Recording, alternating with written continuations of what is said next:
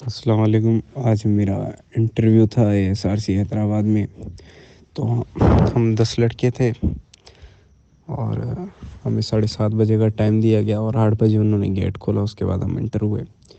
ایسے میں ٹاپک تھے، انگلش میں ٹاپک تھا انٹرنیٹ از اے بلیسنگ اور پرابلم، اور اردو میں ٹاپک تھا پاکستان کے نوجوان کی تربیت کی اہمیت.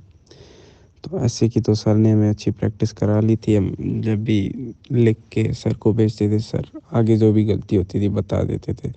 تو اس سے تو ہماری بہت اچھی پریکٹس جو ہے وہ ہو گئی تھی، میری خاص کر. اس کے بعد پہلا نمبر میرا ہی تھا انٹرویو میں. تو میں کیا، کرنل صاحب تھے اور اس کے ساتھ کیپٹن صاحب تھے، سائیکالوجسٹ. کرنل صاحب نے میں سے انٹروڈکشن نہیں لیا، ڈائریکٹ ہی جو بھی میں نے اس پہ لکھا تھا فارم میں، بایو ڈاٹا فارم کے حوالے سے وہ پوچھنے لگے سوال. ڈی میرٹس کے بارے میں پوچھا، اور اس کے علاوہ انہوں نے بولا کہ جنرل نالج میں سارک کا پوچھا، IMF کا پوچھا اور سی پیک کا پوچھا.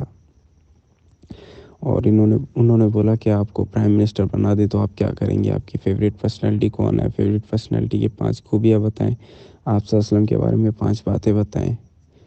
اور اس کے علاوہ کہ اگر ہم آپ کو 5 کروڑ دے دیں تو آپ اپنے اسکول میں کیا چینجز لائیں گے. اور نیوٹن کا 3rd لا بھی پوچھا انہوں نے. اس کے بعد جو سائیکالوجسٹ تھے انہوں نے پوچھا کہ اگر ہم آپ کو سلیکٹ کر لیں، SSB کے لیے ریکمنڈ کر لیں تو آپ کیا چینج کریں گے. پھر انہوں نے پوچھا کہ اگر آپ کو چانس دوں اپنی پرسنالٹی میں آپ کیا چینج کریں گے.